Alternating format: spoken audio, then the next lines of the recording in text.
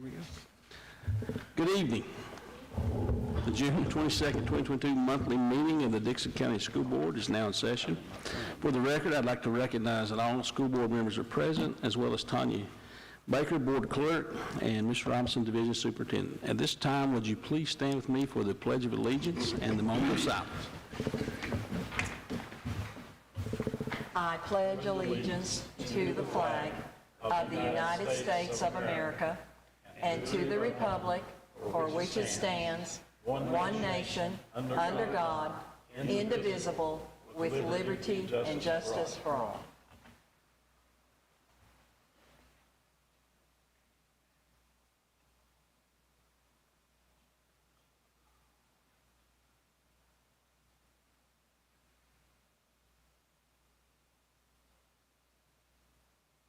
Thank you.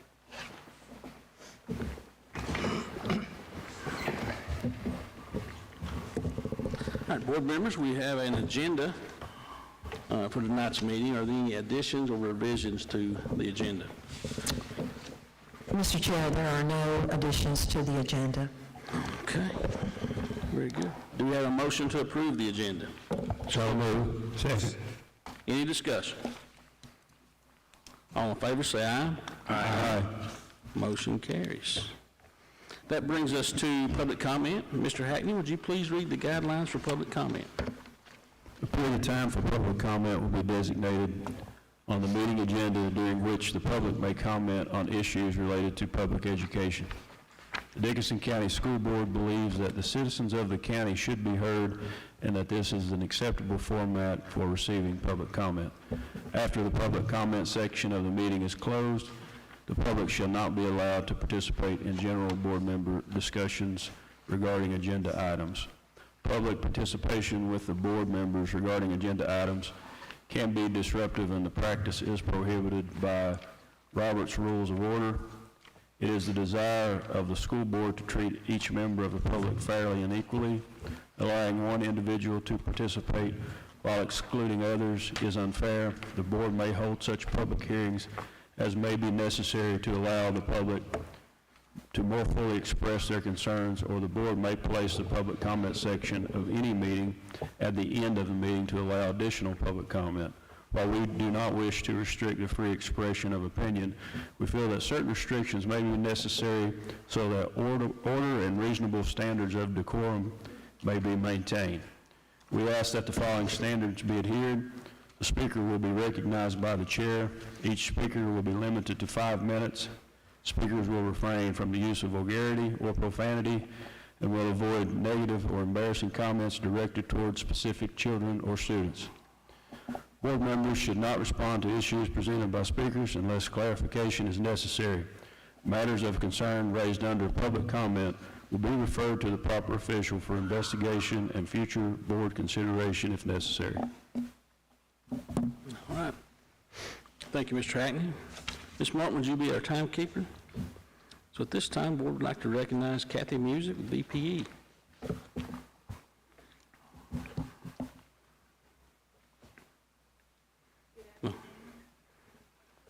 We won't have you on. Yeah. Hello. Oh. Good afternoon, Chairman Hicks, Mrs. Robinson, members of the board. As you know, my name is Kathy Music, and I work for Virginia Professional Educators. And I just want to touch base. I appreciate so much the opportunity to speak, and also I appreciate Tanya and Mrs. Robinson. I had some teachers with questions about the policy that you all are getting ready to vote on, policy GCBD, which affects two things that are really dear to teachers: their sick days and their personal days. And they were concerned of the vague nature, and Mrs. Robinson assured me that that is going to be sent out to teachers so they know what's coming.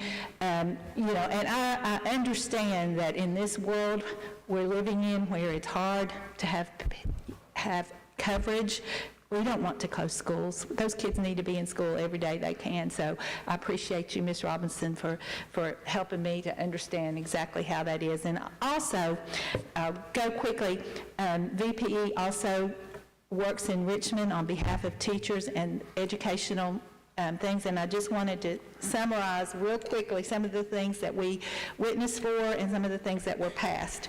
House Bill 9 and Senate Bill 178, these both were defeated, and we were trying to extend the probationary period for new teachers from 3 to 5 years, allow temporary extensions to certain teachers' license during an emergency. Of course, both of these passed, and that should help with the teacher shortage. We require school boards to ensure additional planning time for teachers. Unfortunately, these were killed. This also passed both houses. Everything passed that's going to make it easy for teachers to get licensed or to extend their license, and this is another one of those. Provisional license outside the United States to help with staffing shortages. Extend teacher licensure by reciprocity for military spouses. Both of those were passed. Propose raising teachers' compensation to the above national average. We're tickled with the 5% for the next 2 years, but that's still not where it needs to be, so that did not pass. Establish diverse education scholarship funding programs for prospective minority teachers, and that also is continuing to special session. So I just wanted to let you know that we do work in Richmond on behalf of teachers here in Dickinson County and in Southwest Virginia. And again, Tanya and Mrs. Robinson, thank you for all that you do, and board. Hope you have a good summer. Thank you, Ms. Music. Mr. Hicks, Miss Phyllis Mullins could not be here with us tonight, and she just wanted me to extend her apologies to the school board. And there are no other comment for public comments. All right. Thank you. So that will bring us to our consent agenda, which includes the approval of minutes, the approval of monthly bills, revenue and expenditure summary, discussion of school activity funds, approval of field trips, approval of elementary school construction invoices, and the approval of bank reconciliation documents. Any questions or discussion on the consent agenda?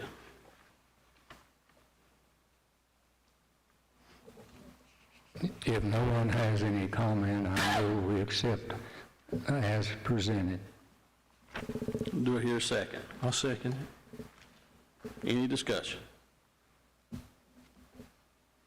All in favor, say aye. Aye. All right, motion carries. The next agenda item is information for the school board. Mrs. Robinson. Thank you, Mr. Chair. Good evening, board members. Just wanted to call your attention to our next VSBA conference. This is a live conference, July the 19th, and then also the November 16th, 18th VSBA annual conference convention in Williamsburg. If you are interested in attending any of those, please just let Ms. Baker know. She'll be more than happy to arrange and make the arrangements for you. Thank you.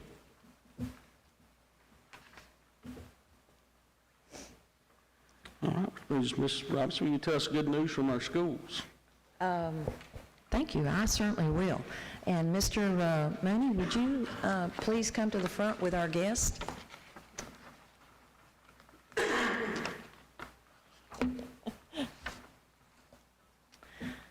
Board members, it's my pleasure to introduce to you one of our students, and make sure that I have this information correctly. I'd like to introduce you to Grayson Kade Cochran. With Grayson is his mom and dad, Mr. and Mrs. Cochran. Mr. Cochran is one of our dedicated and committed bus drivers. He's been with us how long, sir? 15 years. So certainly during that time, he has transported back and forth safely a lot of our children. The reason that we want to recognize Grayson, I'd like for Mr. Mooney to share with you why he's here and the recognition. Thank you, Mr. Mooney. Thank you. Ms. Robinson and school board members, it's my pleasure to introduce you to this young man who's very deserving of the Buster Bynum Educational Scholarship from our Virginia Department of Transportation in their school system. He's receiving a $2,000 educational scholarship. We've had, in the past, we've had 3 other students get this. Swede's daughter, Chloe Life. received the grant, and then also Cindy Stanley's daughter, Maddie Ruth, which is a teacher up here for us now, she received the grant also. So we've been very successful. Everyone that has put in for it or applied for it has received something from the Department of Transportation, Virginia Department of Ed, and would like to thank Kade for his ambition, Yes. getting the grant, and the mother and the dad, which is there to support him. Yes. A parent has to be a bus driver, and with all of the things that have gone on the last year and a half, we're just thrilled that we're able to have one of our students to get this. And Kade, I'm sorry, I think I called you Grayson, so I apologize. But Grayson, Kade, your plans for next year? I'm going to be starting at Southwest Virginia Community College, and then after I finish up 2 years there, I plan to transfer to Virginia Tech. Okay. That's wonderful. Ladies and gentlemen and board members, would you please help me to give this family a great hand? We're certainly proud, and Kade, make us proud, okay? And I know you'll make your mom and dad proud. So if you make them proud, you'll make us proud also, okay? But thank you so much for coming tonight and being with us. And board members, if there's any comments or anything that you would like to make, or if you Just say would like. congratulations. Kate, I tell you what, why don't you come on up here and just be real careful. And you can shake everybody's hand. How about that? Okay? Just don't trip.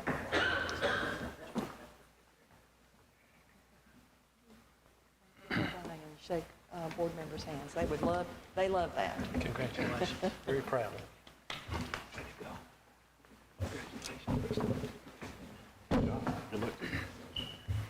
Well done.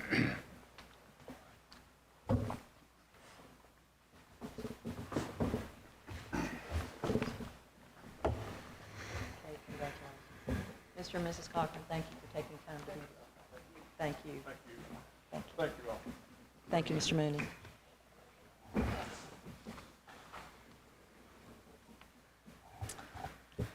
I know we have a lengthy agenda, but if you've got 10 more of those to do, we'll squeeze them in. We'll take the time, won't we, Mr. Hicks? Absolutely. I'd like to ask Ms. Martin to come now and provide the attendance enrollment report to the board. Good afternoon.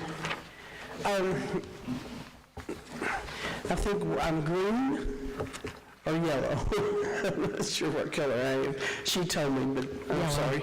Yellow. In your packet, on your summary this time, it's an end of the year data, so you have a little bit more data. We finished the year at 1,965 students, which is up 6 from last month, so that's positive, but we are down 65 from last year, which is not so positive. We do have some plans in the works for next year to try to increase our attendance and to work on our attendance. So next year we'll be giving you a little bit more information at each board meeting. Each school will have an attendance committee, and so I will be giving you a summary. They'll meet each month. I'll be giving you a summary of basically their meetings. They're going to talk about what works, what didn't work, some ideas, some incentives, sort of that kind of thing. I'm also working with a company, I met with them today, to do some family engagement sort of things. You know, you get families engaged with the schools, kids want to come to school, and so hopefully that will increase some of our kids that are maybe still homeschooled that want to come back to school, so we can sort of increase our enrollment. I did include also our summer school enrollment. Now this is the first day of summer school.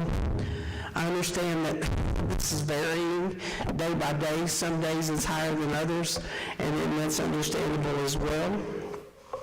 And then, of course, you see the percentages. For May, Stanley had the highest percentage attendance at 86.46. And then for the year, Stanley also had the highest at 90.11, with Wood close behind at 89.94. So, as you can see, we've got our work cut out for us. But I think we're up for the task. What I'd also like to share with you is some of the safety issues and safety things that we have going on this summer. The schools are all busy right now working on safety and security items. This is the time when the schools work with local, I guess, county and town emergency management and work on their crisis plans. They're also doing the biannual safety audits, where they walk through and look for safety items, look for things that need to be addressed. And so we're in the process of working on that. We've also just recently acquired a safety mobile app. I believe Ms. Robinson sent you the flyers to it. It looked like this. I'm excited to get that set up. It'll basically be an app that'll be on all the staff's phone. It's a one-touch app, and it's another line of security where, if there's an active shooter, they can just hit the phone. It notifies who needs to be notified. It'll notify everyone that's on the campus, it'll notify the police, 911. It can also be used for fire, medical, police, and it also can be used for just on the campus. So if there's an emergency that doesn't necessarily need to go to 911, but just someone on campus, the administrators or the nurse or something along those lines, they can just notify the folks that are on campus. So we're excited about that, to get that up and going. We just got that this week, and so Ryan and his guys are going to work with me and help me get that set up, so hopefully we can have that ready to go by this fall. Each school will have that as well. And the last thing is, Dill and I will be meeting Friday with the sheriff's office to set up active shooter training that we'll do hopefully during the teacher work days coming up for each school. We're going to try to get as many as we can during that week, and then we may have to, according to the sheriff's department, because I know they're busy as well.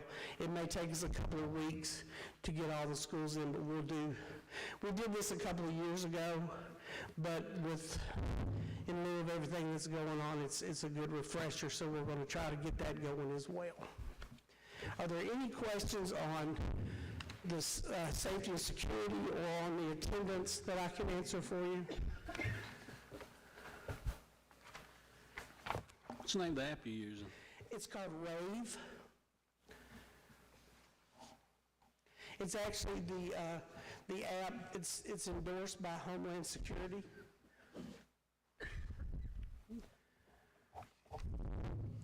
Yeah, I'm sure there'll be some work getting set up, but it'll be worth it in the end. Yeah. I thought I could set it up myself, and then when it started talking about doing geo-mapping of each campus and all this stuff, I was like, Ryan, I'm probably going to need your help on this. So I'm sure Cody and Adam will be a big help to me setting that up. Any questions? Thank you for your time. All right, thank you, Ms. Martin. Our next item is the update on Ridgeview Elementary. Mr. Burge.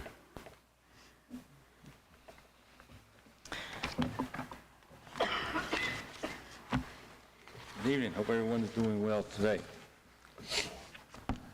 Brian, get the stuff going here. Progress is still continuing to progress on the project pretty well. We did receive the switchgear last week, and everything was with it. So they are beginning to install that now, getting it set. Also, the elevators, they started installing it this week. The curtain wall, they started installing it today on the cafeteria. So things are as far as those things that's been hanging out there for a little while, they are beginning to come together. Some of the other things, the brick on the building has now been completed, the cleaning. Window frames that are in the punched openings, the glass is in those now.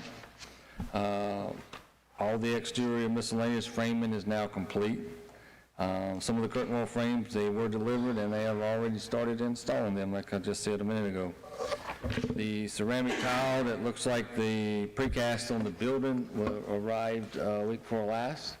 And that'll be starting soon. Those guys are coming from out west to install, so when they get here, they'll want to stay here and get all that done. The in-wall rough-in has been completed and inspected on the second floor. The framing and hanging and most all the framing is complete now. They're hanging and finishing drywall. The second floor mainly is where they're working now. And then on the retention pond, they are continuing to work on the retention pond and get that ready for the plants and everything that goes in there. On the classroom addition, they've got the exterior ICF walls poured up to the top of the windows on the first floor. The underground plumbing has been completed in there, and they are getting the slab ready to pour, or beginning to get that ready to pour in the next week or so. Some of the milestones coming up in the near future is like, that have been achieved this month, rather. The switchgear arrived, the floor in the kitchen's completed, and the punched open windows have been installed. Some of the new things coming up, we need to get the power on, complete the curtain wall, which will finish closing in the building, complete the work in the kitchen. There's not much left in there. They've got to put FRP around the walls up 6 feet high, and they are dying to bring the equipment in and get it hooked up. So that'll be coming soon. And then we'll be starting to pull the data cabling throughout the building hopefully in the next week or so. As far as the budget, we're still in budget. Everything looks good. Like I said, the furniture and fixtures, most of that has been delivered and is being stored. And then all the computer technology items that have been ordered or have been delivered. So now some progress photos. Here's a look at the into the cafeteria. You can see the exposed ductwork they've got done. They've got the kitchen kind of blocked off, but they'll be, once we get it conditioned, then they can start installing doors. Next. Here's on the back side there, the gym, mechanical room. You can see that the brick's all cleaned up now, and that's down the east side of the building looking south. Next. Here's the front entrance. You can see all the stuff on the floor that was taken a few days ago. That's the elevator equipment, which, like I said, they started installing that this week. They've got some framing done under the stairwell and sealed off underneath there. Looking good in there now. Next. This is a picture of the kitchen. We've got the floor covered up, and the walls have been painted down to where they need to be, and we're just waiting on the FRP to get installed and bring the equipment in, set it up. Next. This picture of the gym. The walls in there, it's got at least the first coat of paint on them. That's going well along as well. Next. Here's a classroom that you can see the walls are mostly complete. We get some data cable pulled, and they can start installing ceiling grid within the next few weeks. Next. Bless you. This is the addition. Excuse me.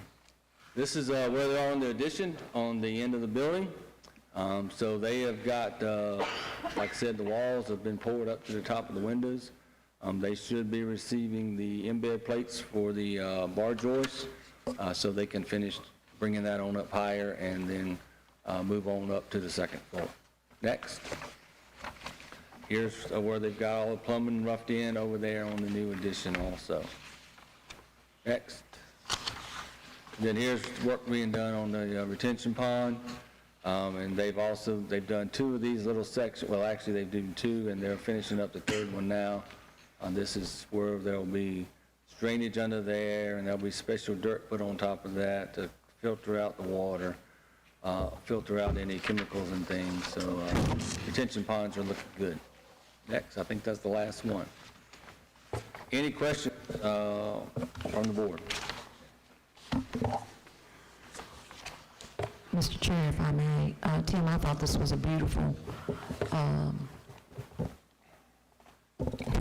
the word left me, but a beautiful portfolio of the school construction. Thank you very much. My man Brandon he's experimenting. Yeah, it was beautiful. Plus, he's using, Skansa has some new branding now, and we're having to start using the new branding. Yeah. Especially like the first picture. So, but yes. Thank you. Any questions? It's not to say it was a great presentation, but the best thing you said was switchgear.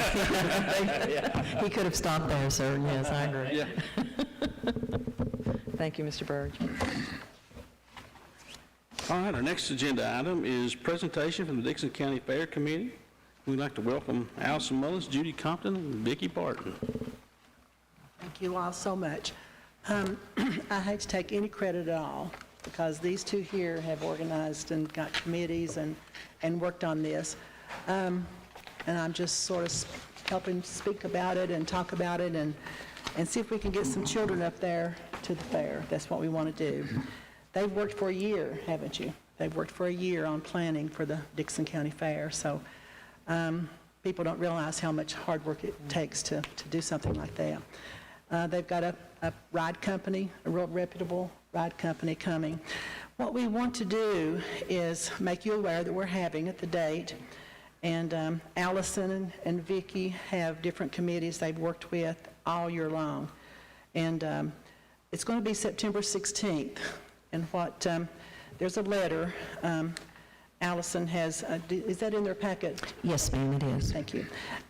If you see the letter, they've chosen pre-K through 5 students. We'd like to ask you if we could allow that to be a kids' field day for pre-K through 5 to come to be bused up to the fairgrounds. And the students would attend the fair. The thing about this fair they're having is not only, they're just not rides. If they didn't have any money at all, they would have a great day without having rides. They're going to do field day events. They're going to have stage events. What, if I missed anything else, Allison? We've got agriculture exhibits and arts and crafts. So there's many things to do. We hope they will ride some of the things, and it will cost $10 for them to ride. If they don't want to ride, it wouldn't cost anything. And what Allison and Vicki and I were talking, that if there's some parents that can't afford the $10, I will personally help, and I think this group will too, to make sure that the children all get to ride. Is what we want. So if it had to go out and beg or bum or whatever, I'm real good at that. I've always been good. But we will want the kids to have a good time. And you can see, is there any questions on that you see in the letter that you think you might want to ask? There's nothing to get into the fair, so they would, if they wanted to bring their own lunch, a lot of times when they go to field trips, I think the cafeteria packs their lunch. They could go right back to their teacher, to the bus, or find an area at the fairgrounds to eat their lunch. And they wouldn't have to buy anything at all if they bring their own lunch. And they have some main stage entertainment, agriculture. There will be unlimited rides for the $10 and other activities. So we have a lot of volunteers that's volunteered their time to help those teachers take care of all those kids that day. So I think we'll have plenty there to help supervise. That's the big thing, is the supervision to us. So we would like the board to consider allowing that day for a field day to fair. I know a lot of kids in this area never get to go out to be and have rides or at a fair or anything. So we're hoping this will be an event for all those children. And I appreciate your time. And Thank you. I really appreciate these two ladies here for all their time. You know, a year's work trying to plan a fair it's a lot of hard work, and I appreciate their time. Any questions from anybody? I'll just comment and say that I appreciate you all coming up, Judy, and Allison, and Vicky. I know a lot of hard work's went into it, and it's been going on for a long time. I think this is a very creative approach this time. I don't recall any fair really reaching out to the school system, and when I look at some of the events, it's a very educational project as well. Reminds me when I was at Sand Lick, and Judy was my 4th grade teacher, and we had those types of... How old I am. Sorry about that, Judy. I was just 10 years old then. She was.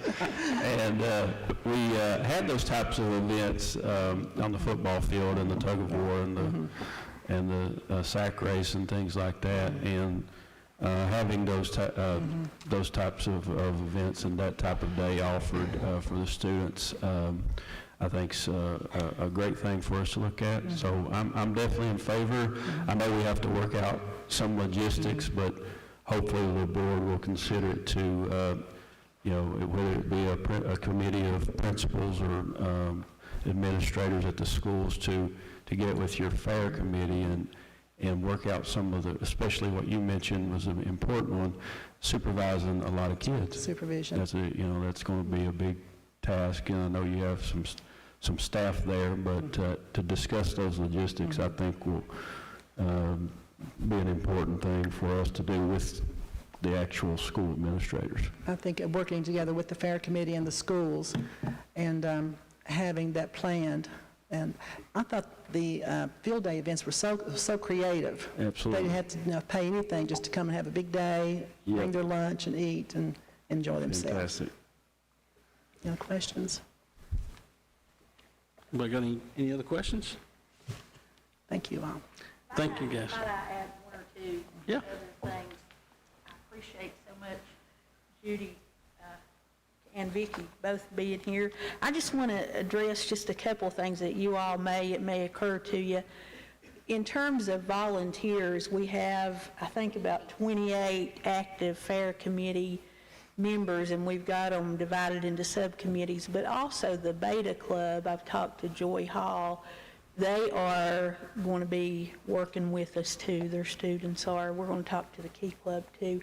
We're meeting with the volunteer fire departments in all the communities. What we're trying to do with the fair, and I'll just make this very brief, is get the organizations, all the county organizations back involved in it. The Lions Club, the Kiwanis Club, Clintwood, Clinchco, Hayside Volunteer Fire Departments, to really make it a county experience.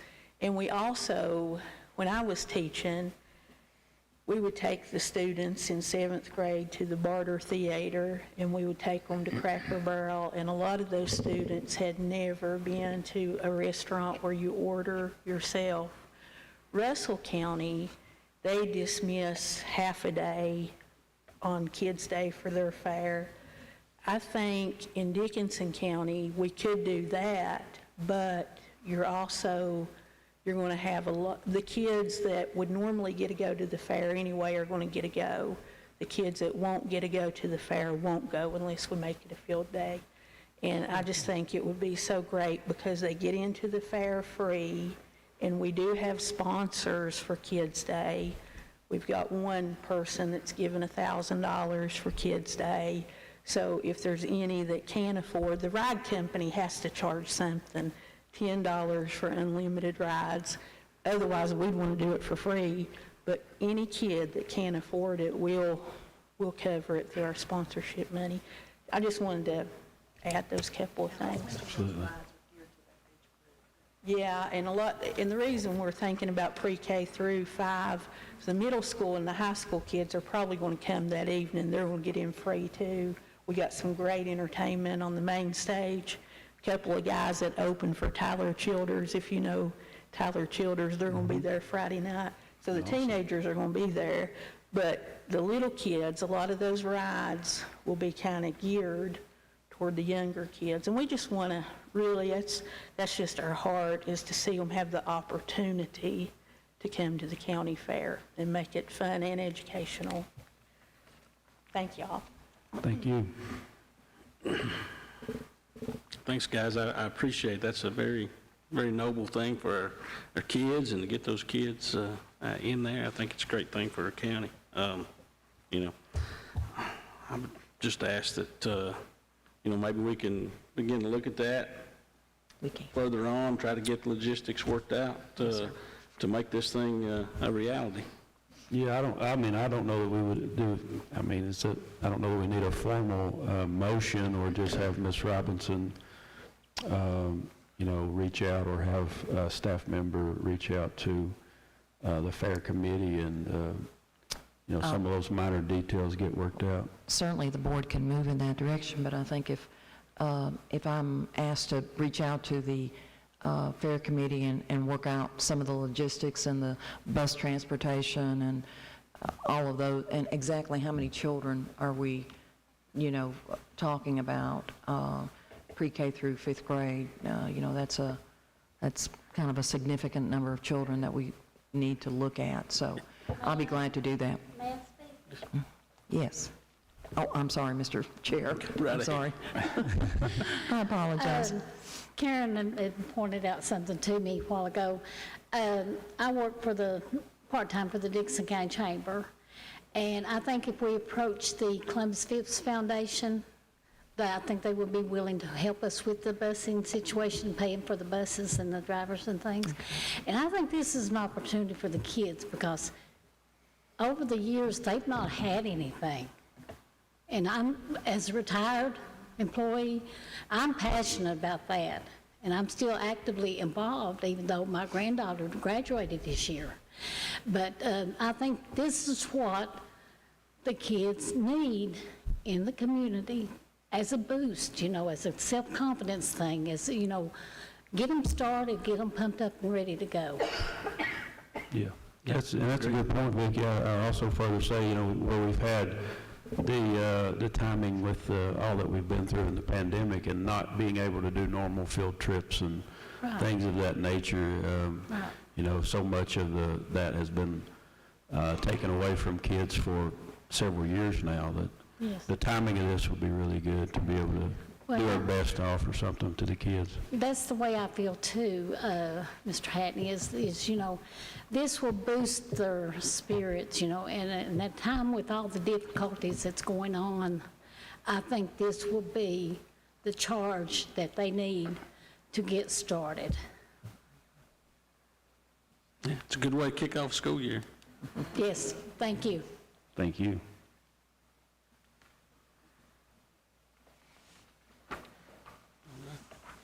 Anybody else have any other questions or anything about the fair?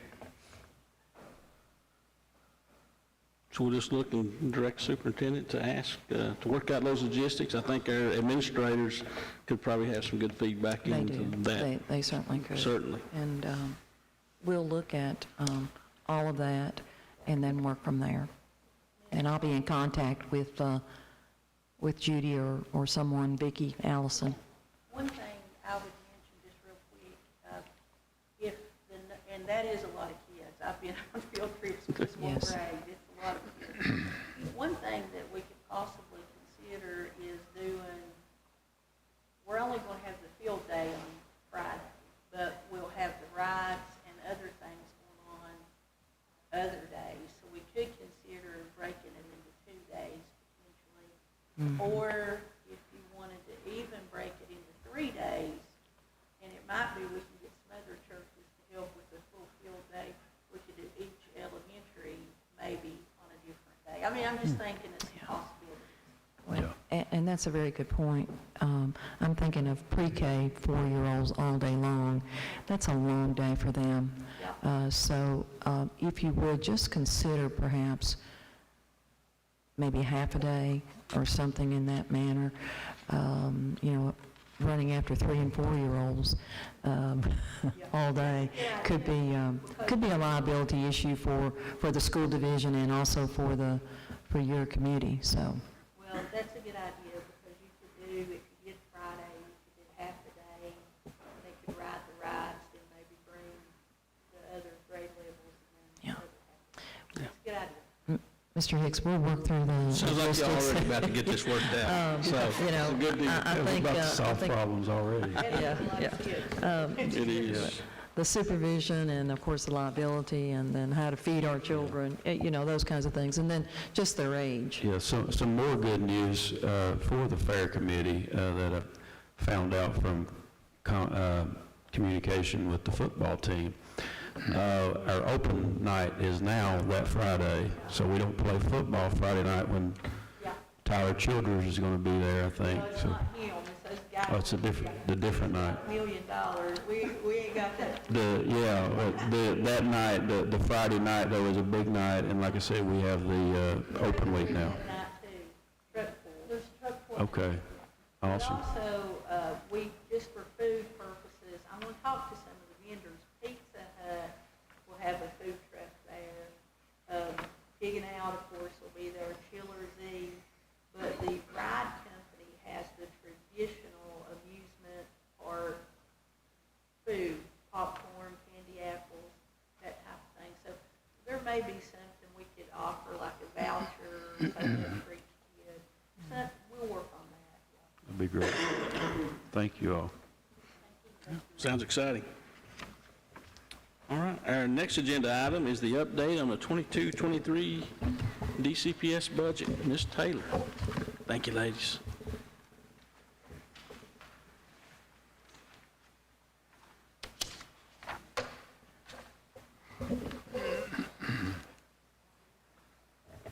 Good evening, Chairman, members of the board. Update on the 22-23 Dickinson County Public Schools budget. The great news is that the governor signed the budget bill yesterday. So we do have an adopted state budget. There were no major impacts on school divisions from what we had expected previously. We are still waiting to get those details from VDOE as far as the final calculation tools. However, due to the timing on receiving the state budget with all of the delays that we've experienced this year, Dickinson County will not be able to approve their fiscal year 22-23 budget, which includes our local appropriation until Tuesday, June the 28th. We have been advised that Dickinson County intends to fund the school system $5,221,723 in local appropriation, plus carryover of any remaining funds once fiscal year 2022 is completed. So in July, we will be presenting a proposed amended budget for your consideration once we have that official local appropriation from Dickinson County. The amended budget at this time looks to be $1,278,336 less than our original budget that was adopted in March. That's prior to any carryover fund calculations. These are due to revised estimates received in state funding, Title I funding, Perkins, and then the local appropriation. The decreases in those areas, decrease in state funding as reported by VDOE is $507,772. Title I funding estimates have been revised to decrease by $92,287. There is a decrease in Perkins that's minimal at $1,451. And there's a decrease in the local appropriation from our original request to Dickinson County of $678,277, and that is the total of that $1.278 million. Do you have any questions about the update for next year's budget?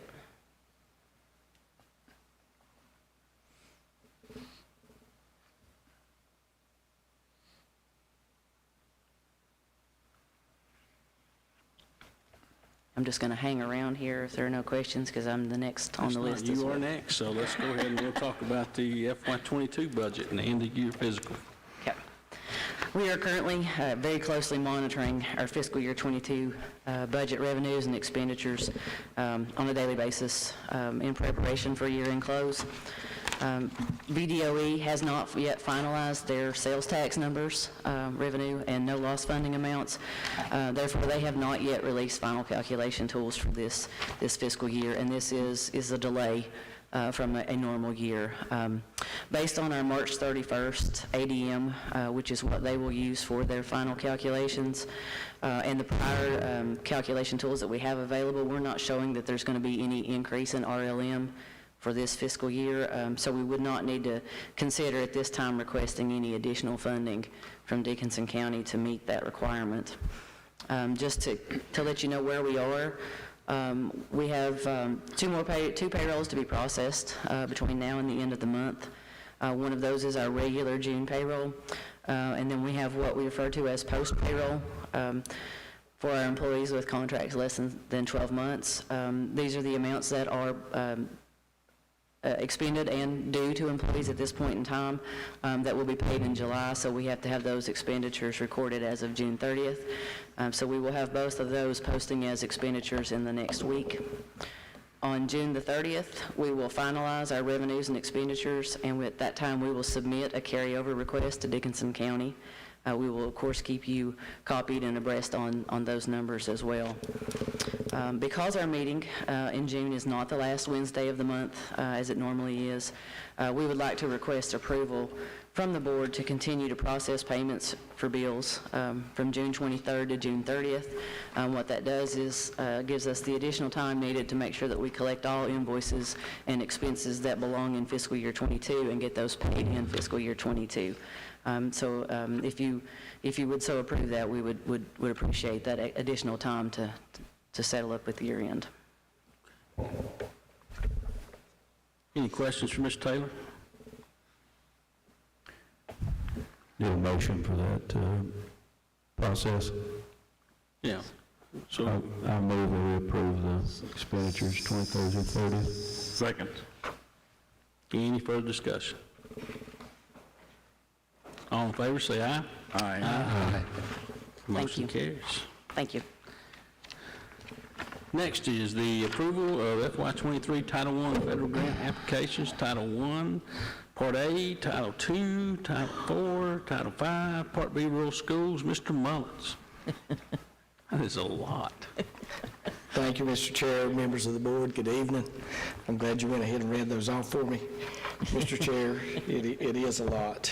I hope everyone got the email that I'd sent out earlier, which I had attached to the 5 of these federal grants that we're asking for approval on tonight. Just a reminder, our federal grants are a support or a supplement to our existing educational program. So the state and local money that the majority provides the core program in education for Dickinson County. These federal grants, these particular federal grants provide a supplement to those programs, okay? We are not looking to make a whole lot of changes to these grants. Title I is by far the largest of these federal applications that we're asking for approval on tonight. We're estimating this grant to be $760,000 for next year. This grant operates our computer labs in our 3 elementary schools. It provides for Title I reading teachers in our elementary schools. And for this coming year, it will fund a reading specialist to be shared between our 3 elementary schools. It also provides funds for our pre-K program. The majority of pre-K is funded through the Virginia Preschool Initiative, or VPI. That's state funding, with some local funding included in that. But Title I, and in past years, Title I has been the majority of that funding, but no more. Virginia Preschool Initiative is the primary funder for our pre-K, but Title I makes up the difference. We're looking to run 5 pre-K classrooms next year, 2 at Clintwood, 2 at Sand Lick, and 1 at Irvington. Title II, Part A, we are estimating this grant to be $110,000 for next year, and this grant provides salaries for what we call class size reduction teachers, and it allows us to add a teacher or a teaching position to a grade level in grades K through 6. We've used that for this purpose, this grant for this purpose for several years now, and it helps us to keep our class sizes down to a more manageable level in certain grades that have larger numbers. Title III is a smaller grant, $1,265. This grant is for our English learners, or our L students. We have a very minimal number of those in our school division, but we do have English learners in our school division, and this grant provides for supplies for those students for language development. Title IV, Part A, we're estimating this grant at $65,000 this coming year. This grant works in conjunction with Title II, Part A. Title II, Part A covers class size reduction, teachers' salaries for 3 teachers. This grant will cover salary and benefits for 1 additional class size reduction teacher. And the last one is Title V, Part B, rural schools.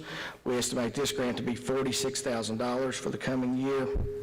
Again, this grant works in conjunction with Title II, Part A, and this provides the benefits or funding for the benefits for those 3 class size reduction teachers. In total, the 5 grants are estimated to be $982,265, and it provides salary and benefits basically for 13 full-time and 2 part-time employees. So, of course, I'll try to answer any questions you may have. Sorry about that. But we would ask for approval of our federal grants if the board chooses. Any questions for Mr. Mullins? If not, do I have a motion to approve the Title I policies as presented? I so move. Second. Any further discussion? All in favor say aye. Aye. Motion carries. Our next agenda item is the update on the projected 21-22 preliminary SOL and accreditation report. Mr. Mullins. Thank you, Mr. Chair, once again. I think Mr. Wallace is going to help me here with a PowerPoint presentation. It's been a couple years. It's been 2 years, actually, since we've reported on SOL test results for our students. And we would like to share, as this slide says, preliminary SOL and state accreditation results. State accreditation will not come out for quite some time, but we've looked at it and we just want to share with the board where we think we will be when the final results come out from the state. But as I said, it's been 2 years since the state has assigned accreditation ratings for schools. So just want to give everybody just hopefully a brief reminder of what state accreditation and the indicators are for each of our schools and for schools across Virginia. At the elementary and middle schools, schools are evaluated on the following indicators: overall proficiency and growth rates in English, which includes reading and writing achievement. Of course, overall proficiency is, we're talking pass rates when we talk about proficiency. But for English, and then the next bullet, also for math, the state allows in elementary and middle schools also for us to consider growth rates. And we'll get into that a little bit as we go along. But we're not only, I want to make that clear and to the board and to the public that we're not just talking about pass rates tonight. We are talking about pass rates and growth rates in English, reading and writing, and in math. We also look at overall proficiency in science. So here we're only looking at a pass rate in science.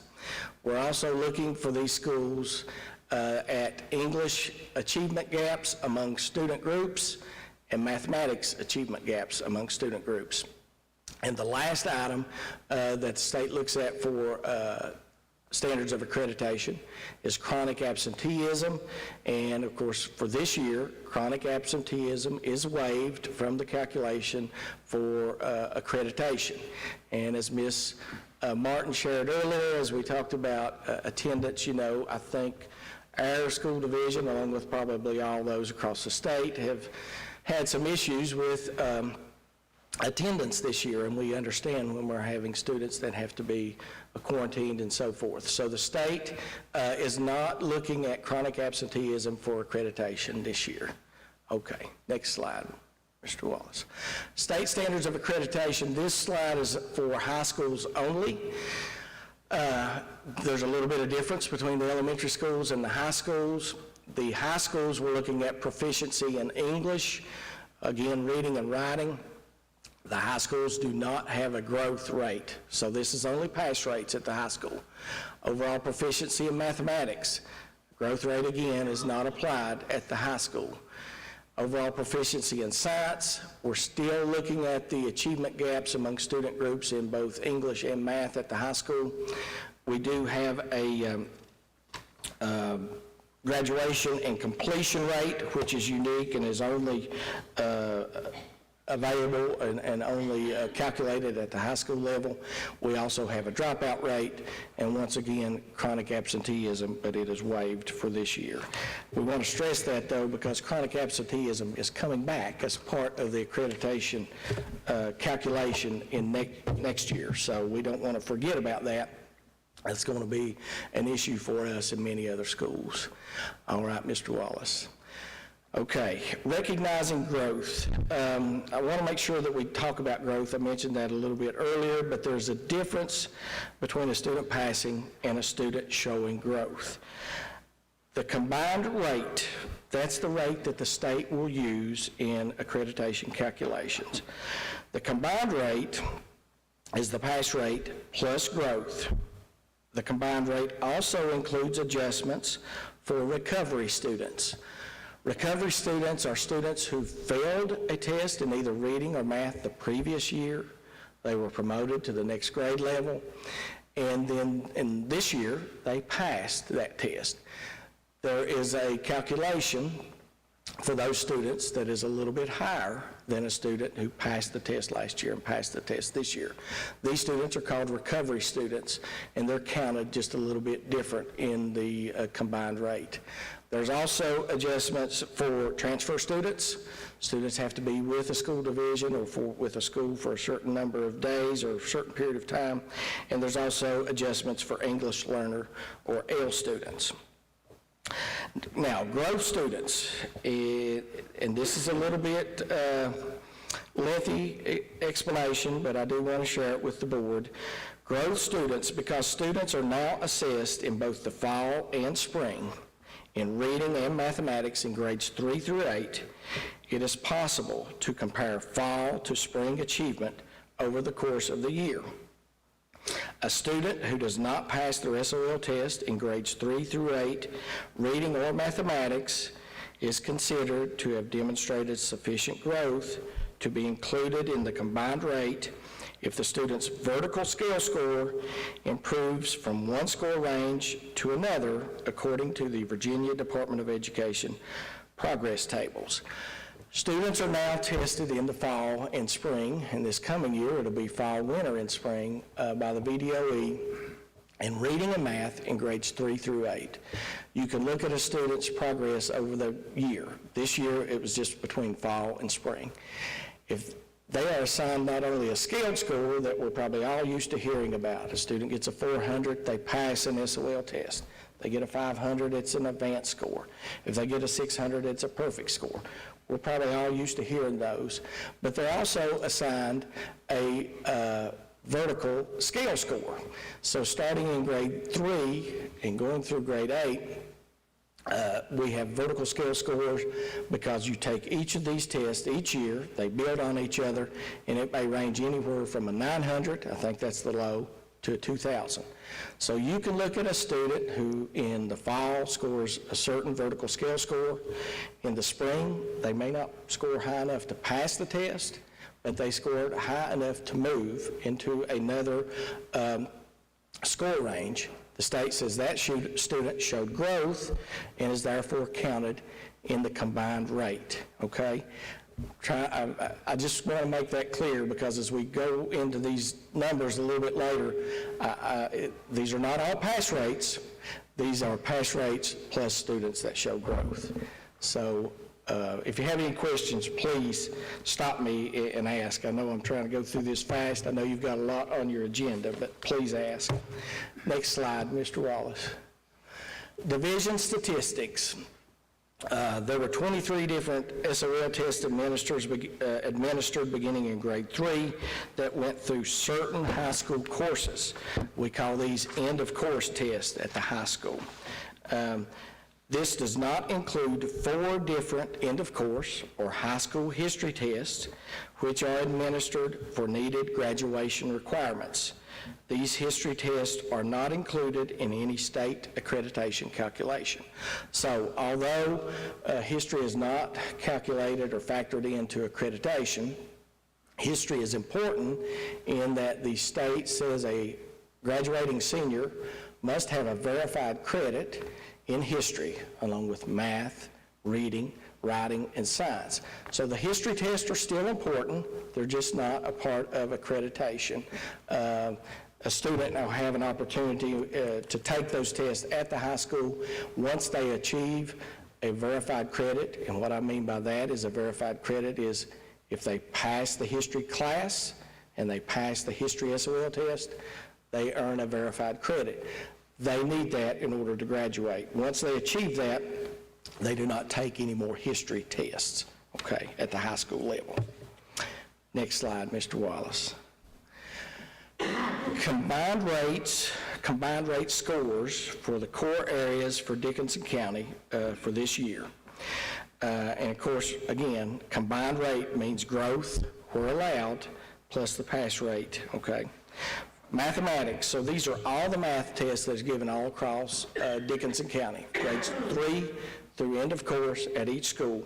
We had a combined rate score of 85% for the school division. Reading, 87% combined rate for the school division. Science, 68% combined rate for the school division. In science, I'll just remind the board, we are not allowed to look at growth for the science because it's not a test that's given every year. It's given in the 5th grade, in the 8th grade, and then at the high school. So we can't do a combined rate there. And as you see, the score's a little bit lower at 68%. And then the last one is writing at 74%, and that's also a pass rate, not a combined rate. Next slide. Test with combined rate scores of 80% or greater.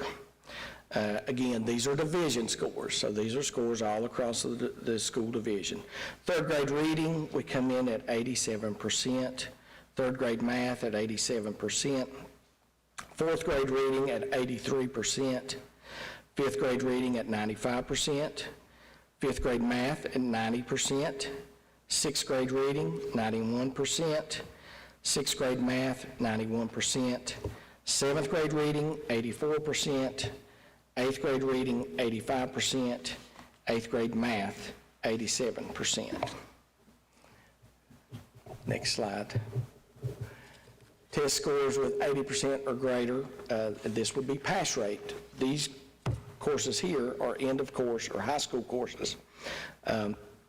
Algebra is also tested and given at the middle school, so it is a middle and high school course, but it's considered an end of course test. Algebra 1, we had a pass rate of 87%. End of course reading, 86% pass rate, and geometry, 93% pass rate. So those last 2 slides were just some highlighted areas of where the students did well, have scored higher than we did in some other areas. Okay, next slide. State standards of accreditation. As we mentioned earlier, the official results will be shared by the Virginia Department of Education probably in late August or early September. That's when they generally release those scores. Achievement of all students is based on either the current year results or a 3-year average. So you either look at the results that you did, that a school had this current year, or you can look back and see how they've done over a 3-year average, which includes the current year, and most of the time it's the 2 previous years. This year that's not the case. The 3-year average calculation for this year, the VDOE will look at scores from 2017-18, that school year, scores from 2018-19, and then this school year. They do not look at the last 2 years because accreditation was waived. With the pandemic, we didn't even finish testing in 2020, and in 2021, we did not test normally. We didn't, as normal, we did not do any expedited retakes. We did not have all our students coming into tests. So the state is not looking at those 2 years, but they still will look at a 3-year average. School quality indicators. The VDOE is going to assign either a level 1, 2, or 3 based on either the current year results or on this 3-year average. A level 1 means they met or exceeded the state standards. Level 2 is they're near the state standards or they've showed sufficient improvement. And level 3 is they are below the state standards. Next slide. To achieve a level 1, schools must have a 75% combined rate in English, a 70% combined rate in math, and a 70% proficiency rate in science. So those are the numbers that we're looking for. And if they can meet all those, that would be considered a level 1. Next slide. Achievement gaps in English and math. Achievement gaps are considered for various subgroups. Again, they look at levels 1, 2, and 3 for these achievement gaps and for these subgroups.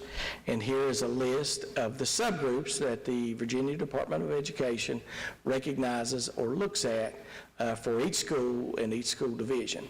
Asian, Black, White, Hispanic, multiple races, economically disadvantaged, English learners, and students with disabilities. Those are the groups that are pulled out. So we're looking at all students as a whole and how they did, and then we're looking individually at each of these subgroups so that no one particular subgroup is not performing as well as the other. The goal for us and for the Virginia Department of Education is that all of our students, no matter what group or multiple groups they're in, perform well and achieve well. Next slide, Mr. Wallace.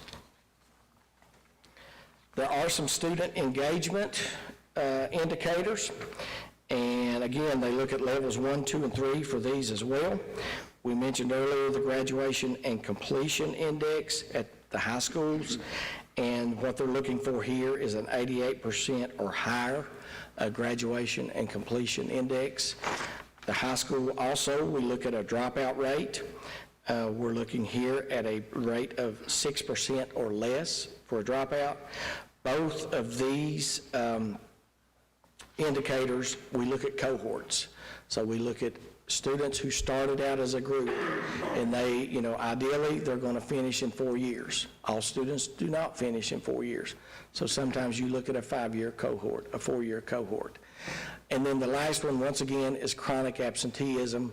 Again, waived for this year, but all schools are looked at this student engagement. So accreditation is not just test scores. The majority of it is test scores, but it's these other items as well. Next slide, Mr. Wallace. Here are the ratings that a school can receive from the state, one of these 3. You're either accredited with conditions, or accreditation denied. Next slide. We'll try to go through each school here individually and look at our projections as we looked at the all-student subgroups and then these gap groups. For Clintwood Elementary School, they had an 89% reading combined score for all students, an 84% math combined score for all students. They had a 76 science pass rate for all students. We looked at each of the achievement gaps for each of those subgroups. We feel like that Clintwood Elementary will meet all those. We do believe that they will be accredited for this school year. Next slide. Irvington Elementary. Irvington Elementary had an 87% combined rate score in reading for all students, an 80% combined rate score in mathematics, and we had to look at the 3-year average for that 80%, a 77% pass rate in science over a 3-year average. We do believe they will meet the gap groups and the scores in the gap groups. Next slide. Sand Lake Elementary School, we think they will be accredited as well. 88% combined rate for all students in reading, 87% combined rate for all students in math, and 82% rate in science. That's a 3-year average, and we believe they will meet all the gap groups as well. The next one is Ridgeview Middle School. Ridgeview Middle School has 84% combined rate in English. They have reading and writing at Ridgeview Middle School SOL test. 84% also for math combined rate for all students. A 77% pass rate in science, again a 3-year average there, and we think they will meet the gap groups. And the last school, of course, is Ridgeview High School. 86% pass rate in English for all students, 90% pass rate in math for all students, 82% pass rate in science for all students, and we're looking at the 3-year average there. We think they will meet the achievement gaps. We believe they will meet the graduation and completion index and the dropout rate. Those are still, all the state reports have not been submitted yet, and the state has not sent us any indications back yet. So from our manual calculations, we think they'll meet those. But I want to stress again how we started out. These are preliminary results, and these are projections. So we will let the board know come August or September 1, the final results.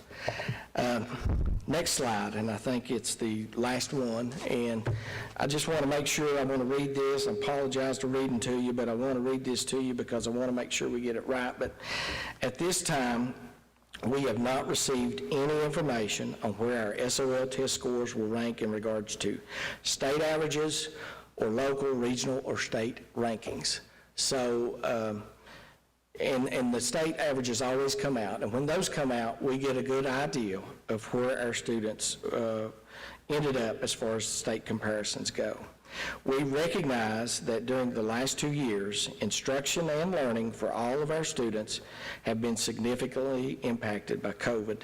We also recognize that our students are experiencing learning loss and instructional gaps because of this impact. Much work, such as remedial instruction and focused learning, will still be necessary in the years ahead to meet the academic losses of our students. This year, specifically with the challenges and difficulties, we would like to thank our teachers and staff for their hard work and commitment to the overall success of our students. We would like to thank our parents and guardians for their cooperation, support, and encouragement with our students. We look forward to working together, parents, guardians, and school staff, for the continued success and improvement of all of our students. So we want to thank our students for their hard work this year. We know they have been through a lot, to have gone through 2 years of interrupted instruction, and then to come back, take these SOL tests. They've done well. We realize there is much work still to be done. The scores are probably not going to be what we're used to, and that may be the case for the rest of the state as well. We don't know that yet. But we do think all of our scores, or all of our schools, will be accredited. Again, that's yet to be seen. We think they will be. But I think the biggest takeaway as we looked at these results as a central office and a school division is that we had a lot of students who fell into that growth area. And so we're glad that the state is recognizing that, and they started recognizing that before now. Now, this is not the first year that they recognize growth, but I think we're going to see that more this year and maybe in the couple of years to come if that continues. As we all know, in education, things change, and change quick and change continually. I don't know if this will be the accreditation model that we'll see next year, but this is what we have now. So, again, I just wanted to share with the board how our students did, and as more information and then data comes to us, we'll know a little bit better where Dickinson County falls as comparison to the state. Ms. Robinson, you may have something to add. I don't know if you do or not, but No, you did an excellent job. Thank you. if you have any questions, I'll try to answer them. I know that was quick. I was trying to be quick. I know you got a lot to do. If not, thank you all. Thank you, Mr. Mullins. Our next item is the approval of the 22-23 DCPS Policy Retirement Incentive, GBO-R. Mrs. Robinson and Mrs. Martin, please. Thank you. Mrs. Martin's going to be my person that keeps me straight on this. But as you look at the policy, we're only making a small change in number 6. The current statement reads, if retiring on disability, the employee may remain on group health dental insurance for 3 years. After discussions with our insurance consultant, he advised that a person who's on COBRA and who retires on disability may remain on COBRA for up to 29 months. That's 18 months plus an 11-month extension. So we're changing that statement, and if I may read it, if retiring on disability, the employee may remain on the group dental health insurance for 29 months unless the employee becomes eligible for Medicare earlier than the 29 months. If the employee becomes Medicare eligible within the 29-month period, the employee will not be eligible to remain on the group health dental insurance and must inform the school division of the status change as soon as possible. Mr. Chair and board members, that is our only revision for the retirement incentive, JBOR. And we just would like to have board approval if you so choose.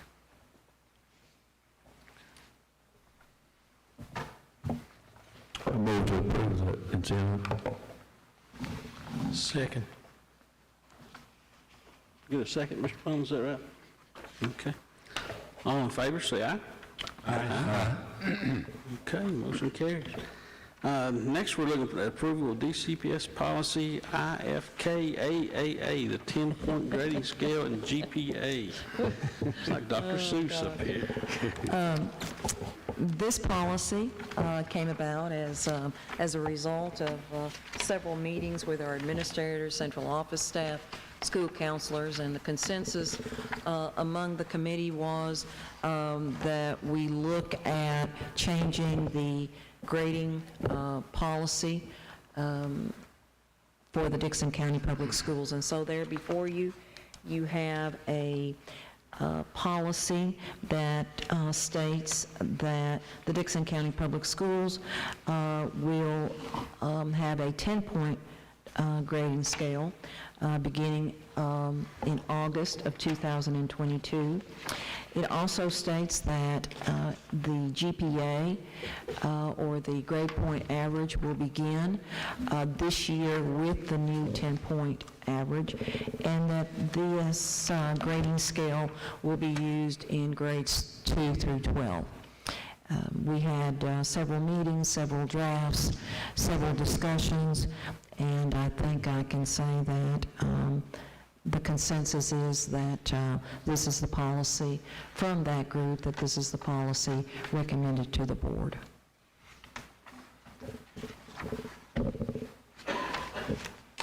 Ms. Martin, did I leave anything out?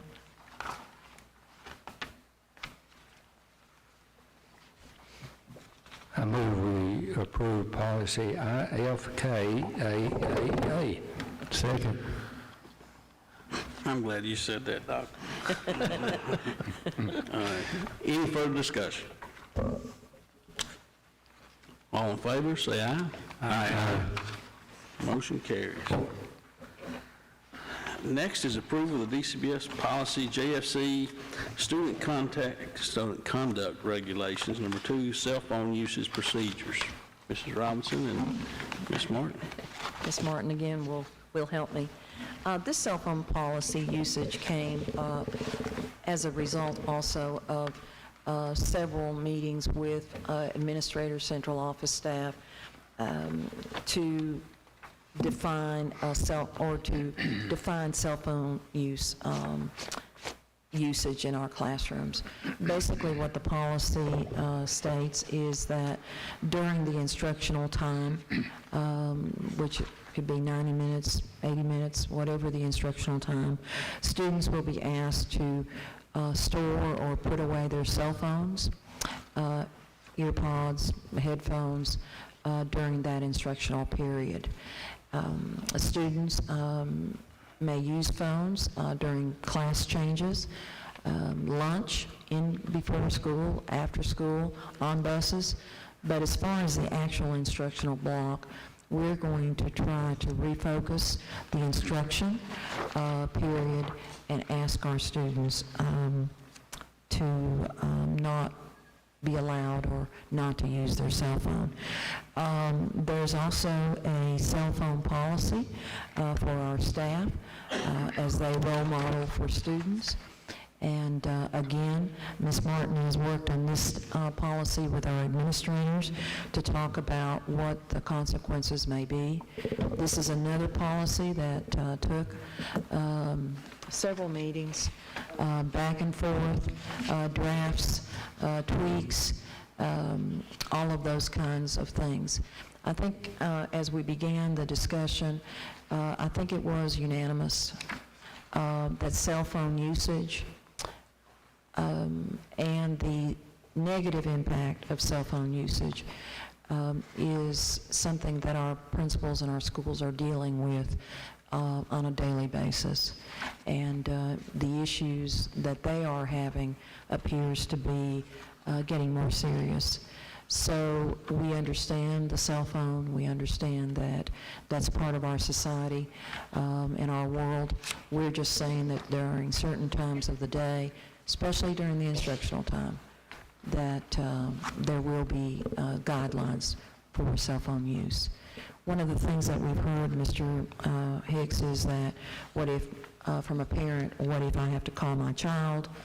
And certainly our schools have very effective and efficient staff members, and if they need to get their child during a class time, then they're certainly welcome to call the school, and then the school will certainly get the message to them.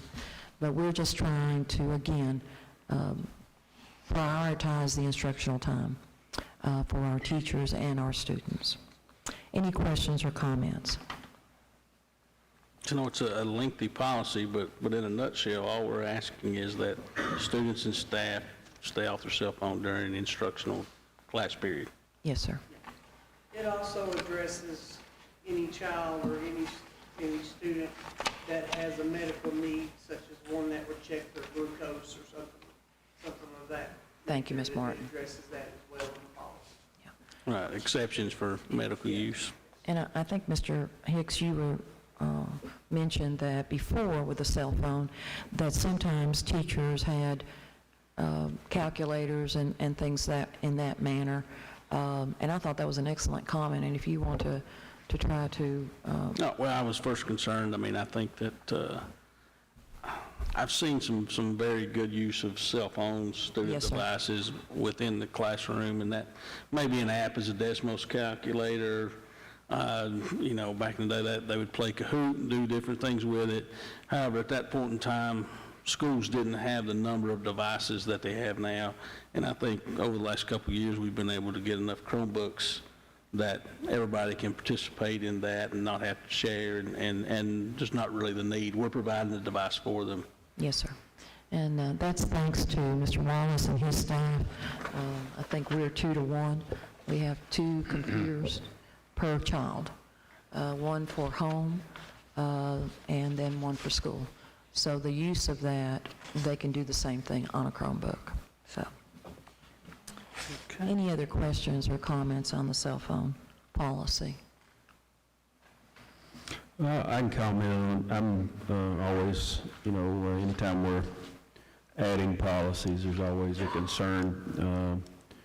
You don't want to over-legislate to a point that you don't provide or you take away some flexibility from school administrators, from principals at the school to have some discretion in how they handle issues. So I'm glad to hear that they were directly involved in those conversations, because you do want to have guidelines that support them being able to efficiently run the school. So hopefully that's what we were able to do, and it sounds like that they feel like it's going to help them accomplish that, and still have that discretion and still have that flexibility to deal with situations individually. I hope that's where we are with that. Well, I think Ms. Martin can affirm, and our other directors, that we had several meetings. Several Google Meets or Zoom meetings that everyone was given. Everyone was very vocal, we had quite a few conversations on down to the explicit wording of. Yes. One of the concerns was we used the word confiscate the phone, and the principal said, we don't like that word. Let's come up, because they don't confiscate. None of the schools ever confiscate the phone, because there's that stigma of taking a phone from a child, and then what happens if something happens to that phone. So what all the schools shared was that they have that child, if they do need the phone taken from the child, they have the child put the phone in something or lay it on the desk. And so we said the phone will be placed. So, I mean, they wordsmith this entire policy. Specifically. Very specific. We were very specific on the word. Good. Well, I would say about, I don't know, you guys can, I'm guessing here, but about 90% of all discipline issues begin with a cell phone almost in the office. Yes. Yes, sir. It does. You know, and certainly this is not going to stop those, but at least they're not doing it on our time. And we also mentioned in the policy, which the principals wanted, and central office also, the posting of live stream on Facebook during school. There's just social media and cell phones are wonderful, but if they're not used correctly, that can bring a lot of issues for our teachers and our students. And so we feel that this cell phone use policy is one that has had a lot of feedback and input from all of that, but more than that, I think it's something that is greatly needed for the safety, for the instructional. It is just needed. It's time it's come, I think. I mean, I think at the end of the day, I mean, we should protect instructional time at all costs. Absolutely. You know, and that's what we do. Talked a lot about that, and I think this is a step. Yes. To do that, especially when we're talking about we need recovery and those kind of things, and so this is just another hurdle to recovery and those kind of things. The students have quite a bit of an opportunity to use their phone. They have before school, after school, during their lunchtime. Yeah. You know, they have plenty of time to use the phone, that they don't need to be using it during class. Yeah. And we hope it will increase socialization, talking to each other. That would be a great thing. That would be good. Thank you, Ms. Martin. Any other questions? If no questions, do I have a motion to approve the cell phone usage procedure as presented? So moved. Do I hear a second? Second. Any further discussion? All those in favor, please say aye. Aye. Motion carries. The next item is the approval of the revised DCPS policy GCBD, staff leaves and absences, and proposed VSB policies and policy revisions. Ms. Robinson and Ms. Martin.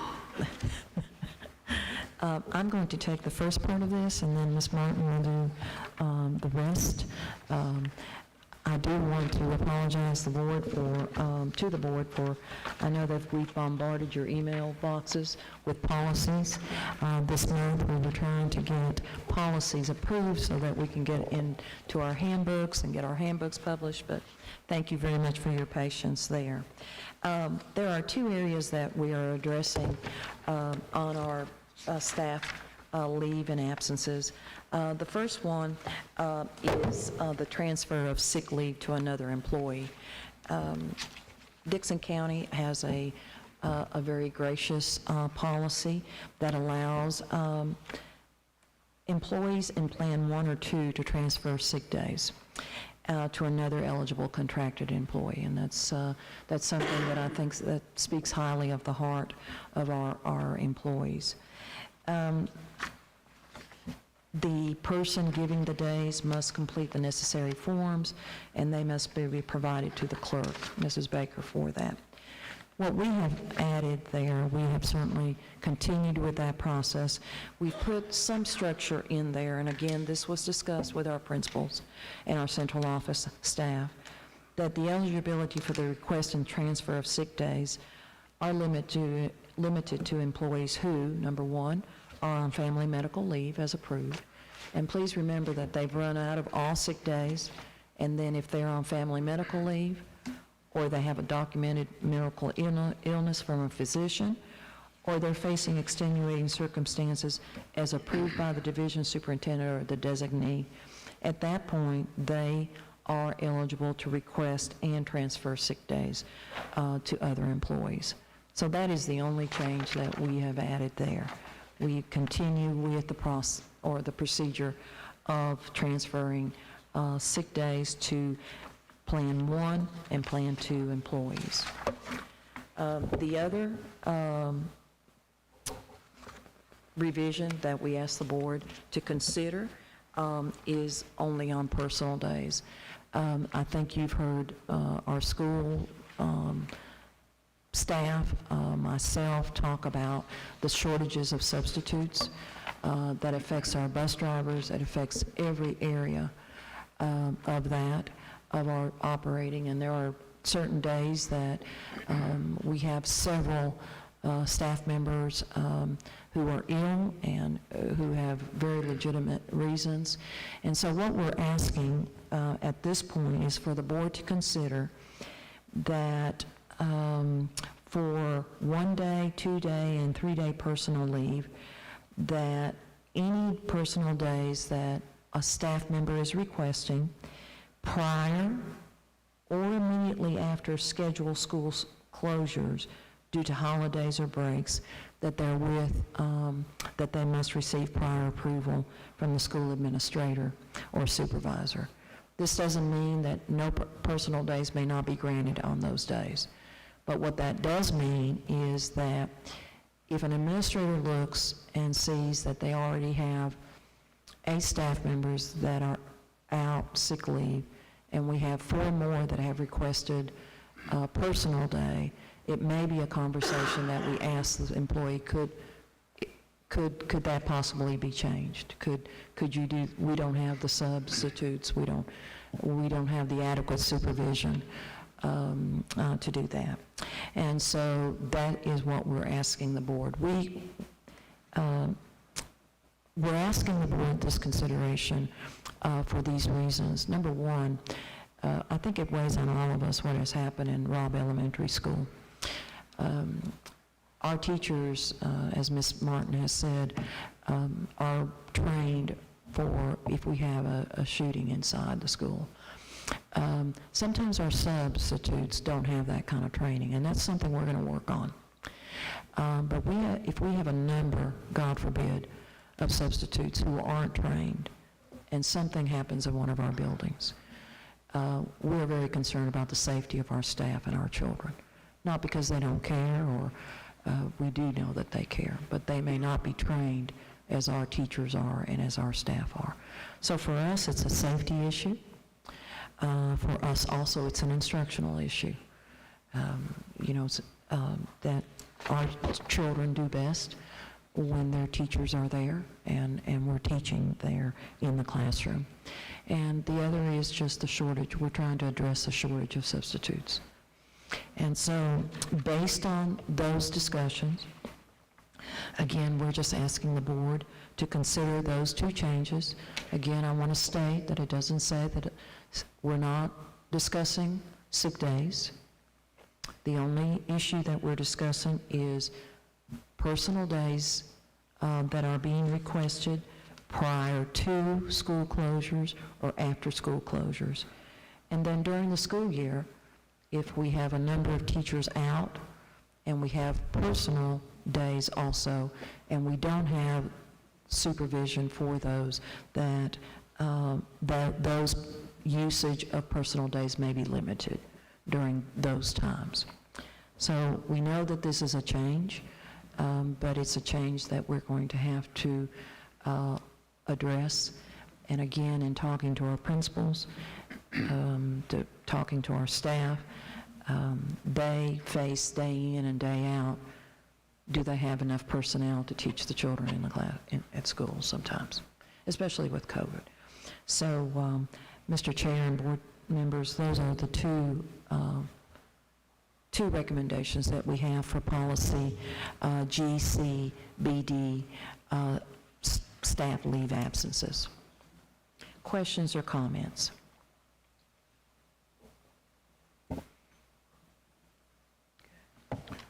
Ms. Martin, did I leave anything out? I like the wording included with prior approval of school administrator. As you mentioned, it's not that those personal days won't be allowed, it's just there's a restriction based on administrator deeming whether the school can be ran efficiently. So that goes back to a previous point in, there's discretion. The school administrator has discretion there. He or she has flexibility to evaluate, and looking at how many other staff may be off or taking personal days at that time. Because we have to be able to run our schools. We have to run them efficiently and safely. Yes. So that's a factor that helps us do that. The other layer to that you mentioned, trying to be able to find ways to go out and get more substitutes, recruit more substitutes. I know that we have some out there that may have signed up or been approved, but they may need to get that the training, the rest of the training that's required, to figure out ways to streamline that, and also, to provide the training that they would need in case of emergencies, and that they would know, their substitutes will know what to do in those situations, I think is something I'm sure that we're probably looking at, but how can we streamline that and get more substitutes, not only hired but trained? Yeah. That's our goal, and all school divisions are facing the issues of that. So, Ms. Martin, did I leave anything? Any other questions for me on this policy? If not, Ms. Martin will come and address the other VSBA policies. And I will say the same thing as Ms. Robinson. I know we bombarded you with policies. I feel like my eyes were bleeding. I've looked at so many policies the last month and a half when I opened up the file to see how many there were.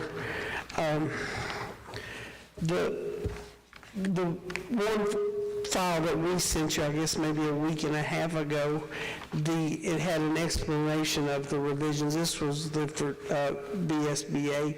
Those policies, all of them except for one, were basically either they had cross-references that were changed, or they had languages, or the new codes of Virginia were changed, except for one, which was the JRCA, which was basically for service providers and school information. That was the only new one, and we sent those to you, and I asked now if you had any questions on any of those policies.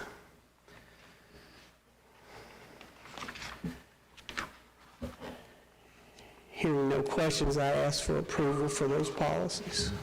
So moved. Second.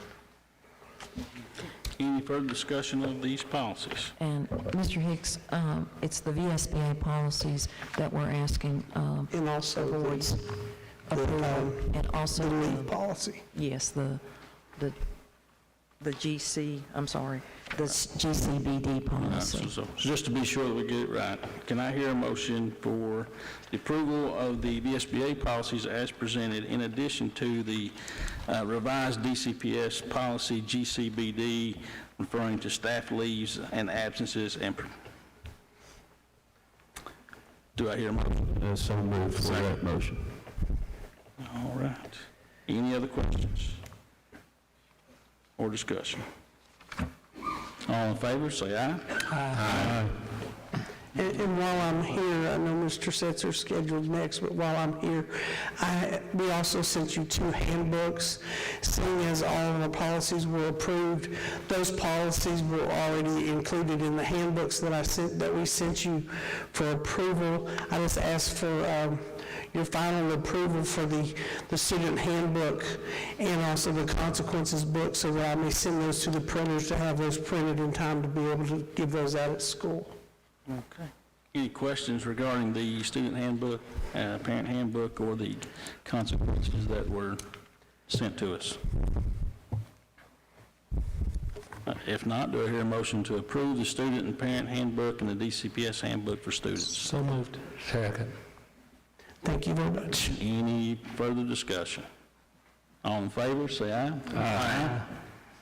All right, motion carries. Brings us to Mr. Setzer and the update on Community and Schools program for the 2022-23 school year. Miss Martin just got me into a lot of trouble because I told Mr. Setzer, who needs no introduction, that he would not be the last item agenda. And Miss Martin. Listen, it is so good to see Mr. Setzer back here. You're fussy when you... Hello, sir. So whatever you do, don't put me at the last. Thank you.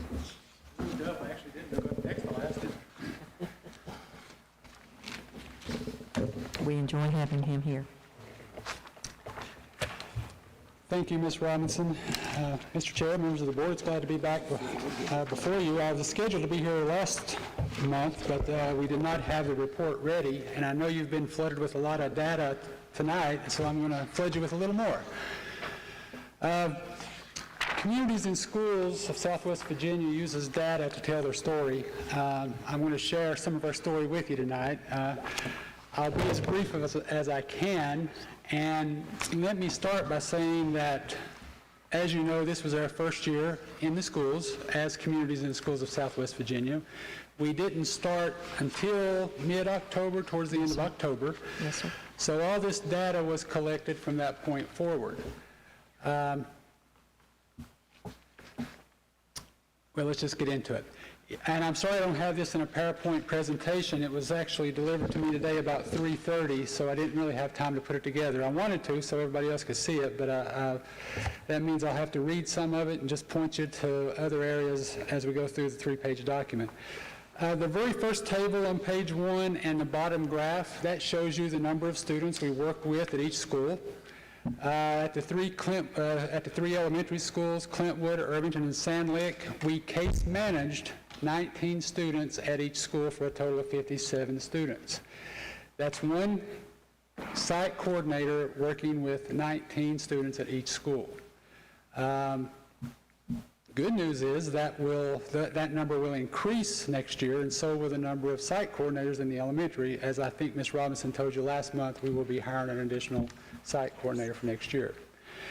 At Ridgeview Middle School, we case managed 29 students, and at Ridgeview High School, we case managed 25 students. Those 111 students received individualized support from our site coordinators. And if you recall, besides the individual support work we did, we also did whole school supports where we worked with the entire school, and we'll get into that data in just a few minutes. In the middle of page 1, you see ACE scores. ACE stands for Adverse Childhood Experiences. We do an assessment on every child that we case manage. You can see that 35 of the students, or 34% of them, had a score of 3 or less, and that 66 had a score of 4 or more. If you have 4 or more ACEs, or adverse events in your childhood, that means you're at high risk for problems later on in life. It's not destiny. It doesn't mean you're going to have. It means you're at a higher risk.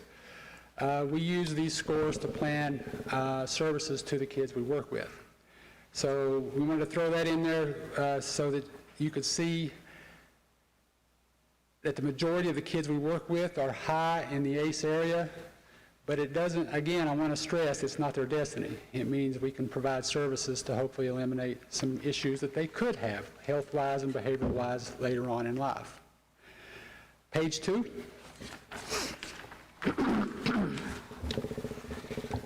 At the top of the page, you see student goal achievement, improve academics, and there's 4 columns that goes along with that. Exited within the same grading period, goal not met, no progress, goal not met with progress, and goal met.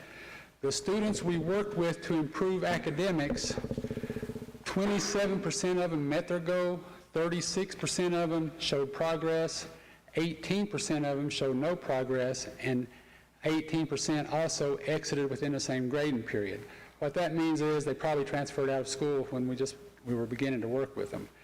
As far as the goal of improving attendance, 8% exited within the same grading period, 31% did not reach their goal, 10% did not meet the goal but they showed progress, and 52% met their goal that we set for them as far as attendance was concerned. Improving school behavior, 8% exited within the same grading period, 0% did not meet their goal, 8% did not meet their goal with progress, and 83% of the students we work with behavior improved. Social emotional learning, 0% of the students exited, 37% showed no progress, 13% did not meet their goal, but they showed progress, and 50% met their goal.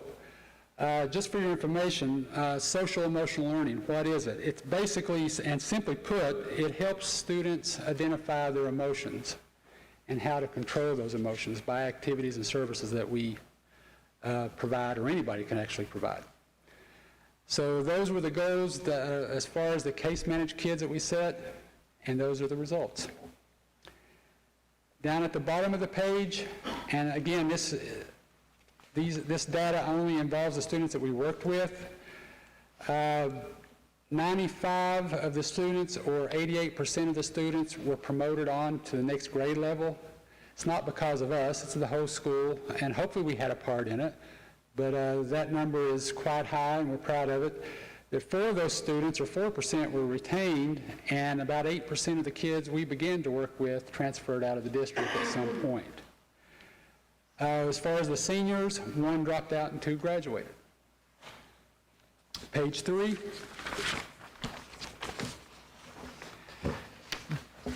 I mentioned whole school supports, and basically communities and schools is a tiered approach to supports to kids, all kids in the school. Tier 1 is for all students. Tier 2 and Tier 3 are for those students that we case manage.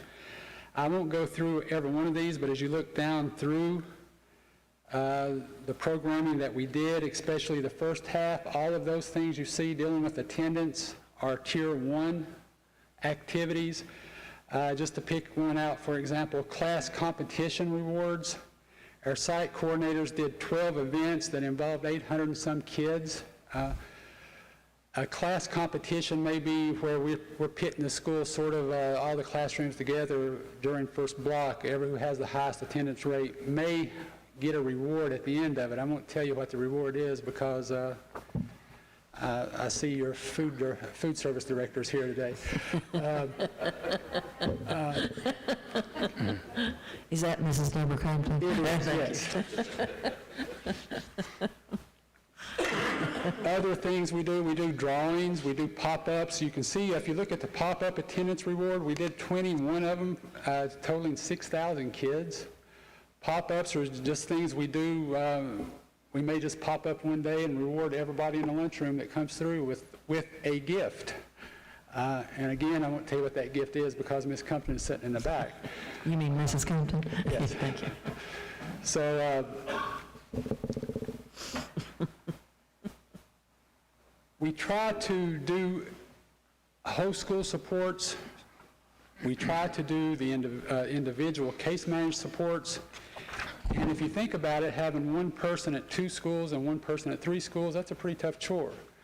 But both our site coordinators love their jobs. They love working with the kids. We just wish we had more of them and more time at each school, and thankfully next year we will. I heard Ms. Martin mention family engagement just a few seconds ago.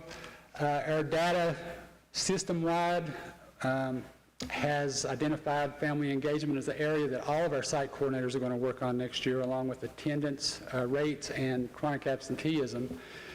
So, Ms. Martin, we would love to work with you any way we can. But family engagement, if you think about it, for the last couple of years, people has not been allowed in the building. And we think next year will be a good year to try to get that going again in a meaningful way. The second half, or right in the middle of the page, the last page, where you see parent contacts, progress monitoring, supportive guidance and counseling, those things are Tier 3 supports. They're individual supports.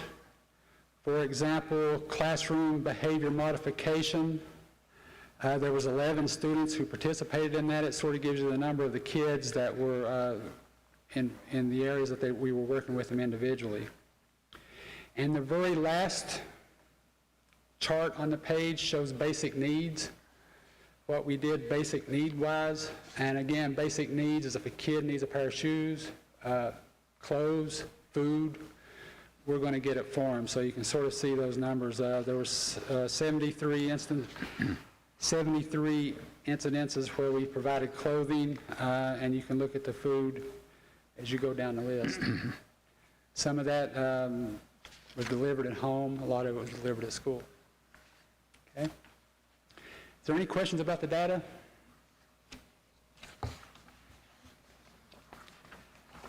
This looks like a lot, but there's a lot more that can be done, and we plan on doing that next year. The addition of the extra person will be a great benefit, and I would like to take just a few minutes and tell you about a few things we're working on. I don't know if Ms. Robinson has shared with you or not, but we did write a proposal for a 21st century grant for Ridgeview Middle School next year for a summer program. Well, it's actually an all-year program. It's been tried before here in Dickinson County. It's a very highly competitive grant. We feel that we wrote a very good grant for those services and those programs. And regardless of whether we get the grant or not, I want to take this time just to mention a few of the partners who agreed to provide programming if we are lucky enough to get the 21st century grant. It's quite an impressive list for Dickinson County, and it really shows you how the community is willing to partner with schools and with us to provide services to our kids. And I'm just going to read down the list real quick. Dickinson County Behavioral Health, Mr. Kevin Mullins. Dickinson County Board of Supervisors, Mr. Larry Barton. Dickinson County Department of Social Services, Mr. David Moore. Dickinson County Sheriff's Office, Sheriff Jeremy Fleming. The 29th District Court Service Unit, Ms. April Collins. The Virginia Cooperative Extension Office, Mr. Brad Mullins. Johnson Chevrolet, Mr. John Johnson. Spearhead Trails, Mrs. Melissa Rose. The Crooked Branch, Mrs. Carrie Beck. The Ralph Stanley Museum, Mrs. Doris Wallace. The Corps of Engineers, the Army Corps of Engineers, Mr. Harold Miller, Jr. The Lonesome Pine Regional Library, Mrs. Kim Rose. Mountain Empire Community College, Dr. Amy Greer. All these folks, if we get that grant, are willing to provide services to our kids in our after-school and summer programs. So I wanted to recognize them because, believe it or not, it takes a lot of time to do that and a lot of effort. for folks who have full-time jobs and trying to run businesses. Another project we are working on for next year, we will be piloting a SEL program, a Sesame Street SEL program, in one of the elementary schools. It's a whole school program. Hopefully we'll get complete buy-in from the teachers. They'll have to actually participate bi-weekly by presenting a short activity to the whole school. Again, we try to do everything whole school, and then we bring it down to the tiered approach where we're working with individual students. Guidance counselors and our coordinators will provide more targeted services to the kids, so we look forward to that as well. And I think I'll shut up now, unless there's any questions for me. Okay. Even though he was last, that was a good way to end. That was a good way to end. But, thank you, Mr. Setzer. I think the job you're doing and the job that Community and Schools is doing within our school system and all the things that they're providing to our students are invaluable. We're getting there. It is.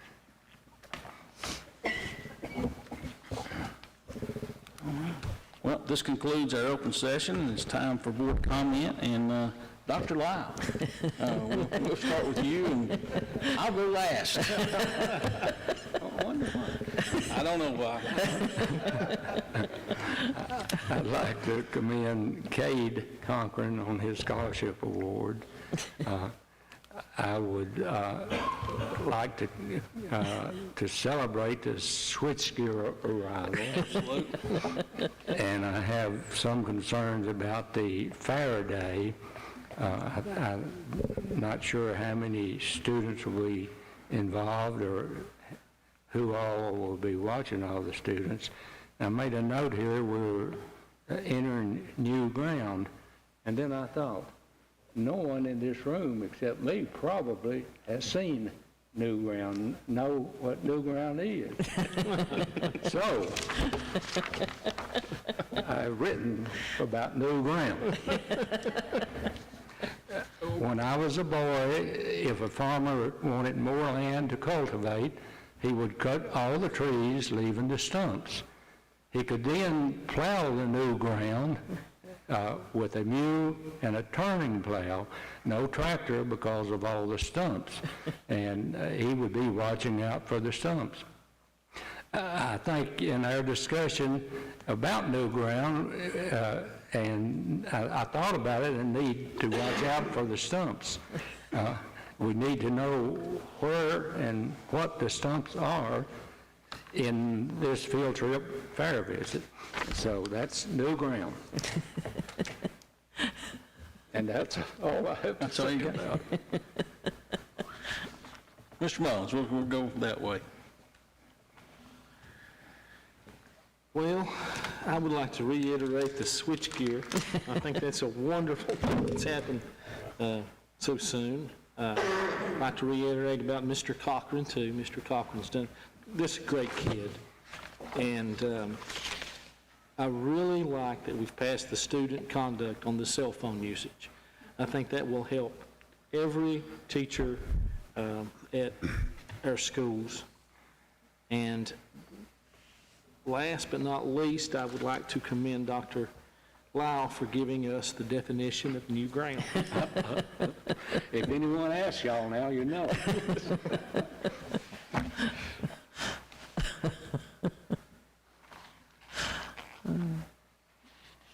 Oh, Mr. Hackman?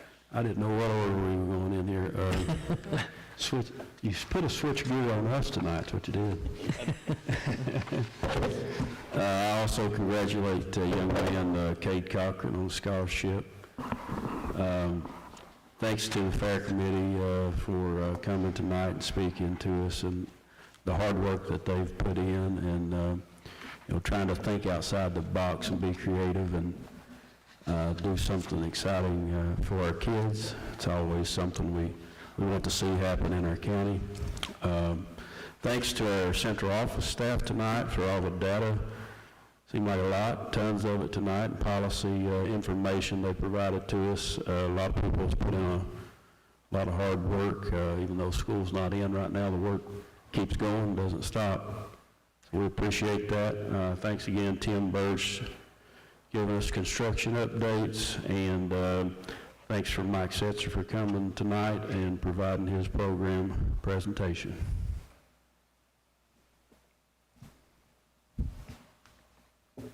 I was glad that all this came together. I know how much work went into all these policies and things to do that have to be done. And hopefully it all works out for the better for our students and our school population, teachers and everybody else. All the good things, Mr. Setzer and the young man that received the scholarship, certainly that's something that we all ought to be proud of, and I certainly am happy it came his way. I just hope all our children stay safe and have a happy summer, and we've had some sad times recently, and I just pray that love and healing and comfort come to those families in a good way. Well said.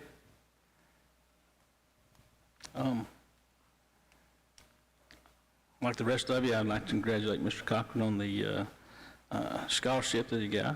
The fair, I think that's exciting, and maybe give something our kids to look forward to. I think it's going to be it'll be a great kickoff to school, and we just got to get in there and find all those stumps and get them out and make it a good event for everybody. And I guess lastly, I would just like to congratulate all our schools, our teachers and students and administrators and everybody involved in it appears that we're going to be accredited at each and every school, and that's a great accomplishment. And finally, I would just say that, I want to thanks again to that community and schools. I mean, I got to spend a little time earlier with Mr. Setzer, and he told me a little bit more about some of the things that they do, and it's amazing of all the things, and just to be a mentor. I mean, I think maybe the biggest thing to do is they're there for an attaboy or attagirl there in the school, which is going to mean a whole lot to those kids. And if you just look at these student goal achievements he's got, I mean, improving academics, 27%. I mean, that's a quarter of everybody in there improved academics. I mean, who wouldn't take that? Improving attendance, 50%. I mean, that's huge. Improving school behavior, 83%. I mean, well, they don't do anything else. I mean, you look at that right there, what they've done, and it's amazing what they've done. And finally, over 50% there, improving social and emotional learning with their students was so important as well. So those numbers speak a lot, I think. And that's all I got. All right. Our chairman's record for brevity has been destroyed.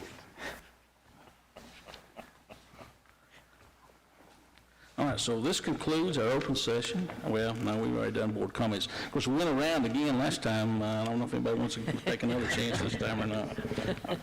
If not, at this time we will go into closed session. Closed session pursuant to Section 2.2-3711, Paragraph A of the Code of Virginia, there will be a closed session for the purpose of 1, employment issues relating to discussion or consideration of specific individuals for employment as special education teachers, maintenance worker, cooks, custodian, coaches, substitutes, and resignations pursuant to Virginia Code Section 2.2-3711A1.